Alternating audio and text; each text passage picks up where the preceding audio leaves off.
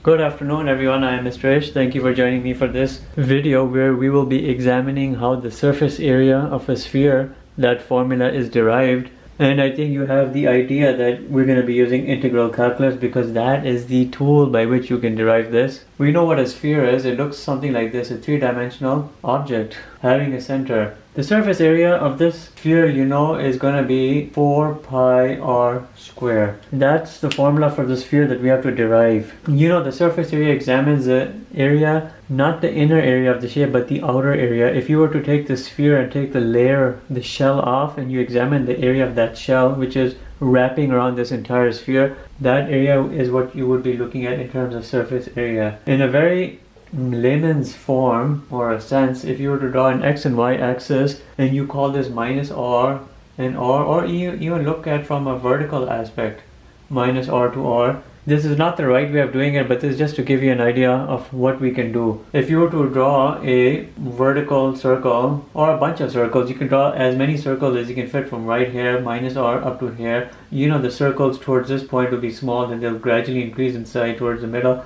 then they'll start decreasing down. If each of these circles were to be brought outside, and again, this is just to get a general idea of it, it's not the right way of doing it, or even the wrong way, it's just to get an idea. And this circle has a certain circumference, which is 2 pi r. If you were to integrate the circumference of each of these individual circles you can draw, you could do something like this. The surface area with regards to x going from minus r up to r, and you were to integrate just this. This is just to give us a rough idea of how we can look at this derivation. And you know, this circumference, this line has a negligible dimension, so that's why we're looking at it in this way. The proper derivation gives this a certain dimension, we have to examine that. But you could also look at it in terms of this, from 0 to r, you can change this by means of it being an even function. You do 2 pi r dx. These are coefficients which you can bring out. Actually, you can bring out everything out here. You'd end up getting 4 pi r from 0 up to r dx. If you did the integral of this, you would get just an x, 4 pi r x, and then from r to 0. Remember, we have to learn the integration techniques, and we will be very soon. You plug this in, and you get your answer of 4 pi r square, which gives you the surface area of a sphere. So this right here gives you the idea. It's not the exact idea of how you do it, but this is just a rough idea, that you are basically looking at a circumference of an innumerable number of circles going from one point to the other, and you're doing the cumulative sum of their circumferences, and you're giving yourself the result of a surface area. So let's look at this surface area derivation in a proper way. So let's start doing the actual derivation procedure for this surface area of a sphere formula. It starts with you drawing this, and I'm going to show you how I would do this in my way. There are multiple ways. You can just look at this way and see if you like it or not. You draw a dot right here in the middle of the sphere, which represents the center of that sphere. You draw a line. It doesn't matter which orientation we're looking at. I'm just talking here in terms of general sense. This line which you've drawn to the external surface, because we're talking about surface areas, we're talking about external surfaces, the area of that external surface, this line here represents the radius of your sphere. Draw a line across and then draw a line down such that you can make a triangle look like that. If you were to draw another circle like this, you are essentially drawing a circle which can be represented in terms of a circumference. If you pluck out this circle which you've drawn, it would look something like this, right over here. And you know, this circle, this little line here on the top, it's the radius of this circle right over here.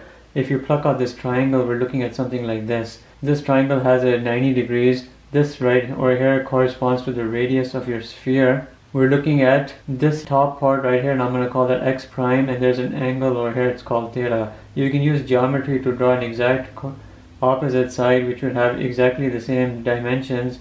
Here's theta, here's x prime, here's x prime. This x prime here I'm using to represent this. The lower case r represents the radius of your sphere. If you were to find the dimension of this radius of this plucked out circle, you have to use trigonometry, and you say cosine theta is equal to x prime over r, and then x prime is equal to r cosine theta. So this right here, r cosine theta, represents the radius of any of these circles that you can draw from whichever distance from the center away. All of these circles over here will always have a radius given by r cosine theta. Let's write it out. X prime is equal to r cosine theta. These are the radii of any circles that you can draw away from the center of your sphere. So let's save this. If you draw a unit circle right over here, you know you're looking at a sphere from a minus r to plus r. Drawing again a circle away from that center, you know there's going to be a certain level of thickness to this ring we're drawing. That ring thickness we'll just call ds, because we're talking here about no arc length. So when we're talking about the thickness or the extent of this little ring, we're talking about arc length. What are we looking at here in terms of the formula that will help us derive the integral for all of this? It will be something like this. Our surface area is going to be from minus r to r, minus r to r. We'll have this circumference of each of these circles, 2 pi r, except r over here is this x prime, 2 pi x prime, except x prime is equal to r cosine theta. This represents the circumference of each of these circles, which you can draw, and the cumulative sum of those circles will give you your surface area. So we're looking at these 2 pi r cosine theta multiplied by this ds, the length of this arc length of this little ring, which you can do. Each of these circles has a certain ring which comes out on the external surface with regards to dx. What we have to do is look at this formula, combine that with this part right here, and we'll get our integration. But what is this formula? You've seen this in the derivation of the circle circumference video. It'll be something like a to b, it'll be square root of 1 plus f prime x square dx, or you can say ds over here. Anyhow, we just have to look at this formula right over here, and we have to plug that in. So where do we get this formula from right over here? It comes from the unit circle. X square plus y square is equal to r square. Solve for y is equal to square root of r square minus x square. If you do the derivative of this entire thing, dy over dx, you've seen this before, is equal to minus x over y. You plug this in place of this y, you get minus x over square root of r square minus x square.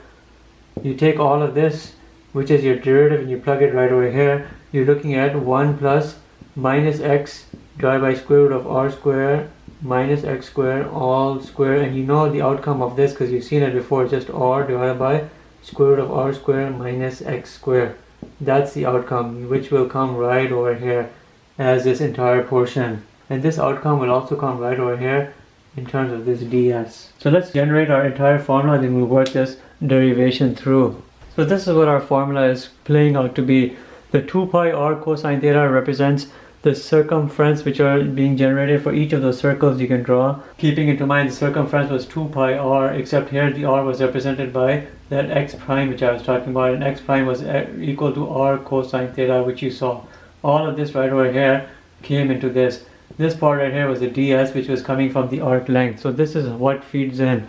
Let's actually derive this. If surface area is equal to all of that, you can use a even property of integrals and change it from 0 to r and bring this 2. Look here, 2 pi r cosine theta r. In the numerator, you can do 2 pi r squared. You can multiply all of this with this. You still have a cosine theta, and you have dx over r square minus x square all root. All of this can come out with this coefficient you have. It becomes 4 pi r square from 0 to r. You have cosine theta, and you have dx divided by all of this. But you have to think of those trigonometric integration substitutions which you will learn, but you should be familiar with how they play in over here. If a is equal to r, x is equal to r sine theta, dx is equal to r cosine theta. Remember, this procedure will give us the derivation of the surface area of a sphere, 4 pi r square. Theta 1 is equal to 0, theta 2 is equal to pi over 2, and you feed in all of this into right over here. You can write r cosine theta d theta divided by r square minus r square sine square theta. We have to employ the integrals as a result of the substitution from 0 to pi over 2. 0 up to pi over 2.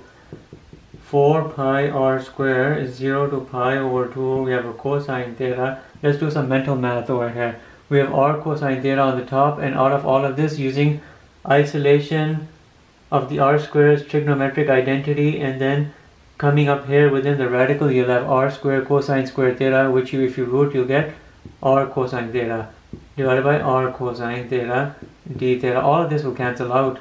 You essentially just have all of this remaining right over here, and let's bring it into picture. Here everything boils down to 4 pi r square integral 0 pi over 2 cosine theta d theta. Remember, we have to learn all of this. When you do the integration of cosine theta, you can have 4 pi r squared. The integral or the antiderivative of cosine theta sine theta from pi over 2 up to 0. When you do the integration antiderivative direct integration procedure of this, you'll have 4 pi r squared multiplied by 1 minus 0, which is just 4 pi r squared, and this you know is equal to the surface area of a sphere.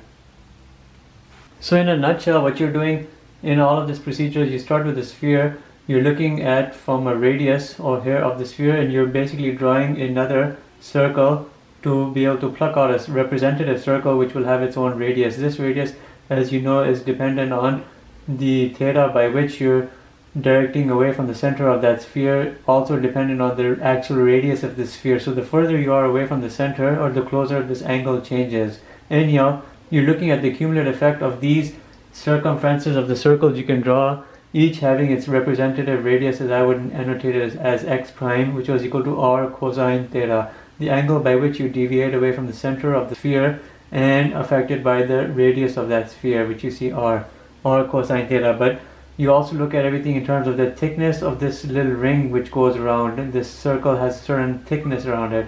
We call this thickness the ds, the arc length. Each of these circles that you can draw circumferentially going from the top minus r to r or minus r to r, whichever orientation you're looking at, each of these circles you can draw from here to here has a certain ring, and we're talking about here as the arc length, which is why when you integrate, you're integrating this with regards to 2 pi r, with this feeding here into r, and you're integrating this. So you know the surface area is going to be dependent on the interval r minus r to r, the 2 pi r here, r being represented by x prime here, x prime being represented by what you have seen all along, r cosine theta, and then the arc length portion of each of these circles you draw, you integrate this using that formula you know, all with respect to dx. And in terms of terminology, we can say surface area here with regards to x variable, and then you look at all of this, you know the trigonometric identity, and the portions will come into here. You do the cumulative effect of all of this, and you end up getting your 4 pi r squared. And that's how the sphere surface area is derived, and this is how I like to express it, or how I like to study it for myself. And that's it for this video. I hope you enjoyed it. Thank you for watching. Have a nice day.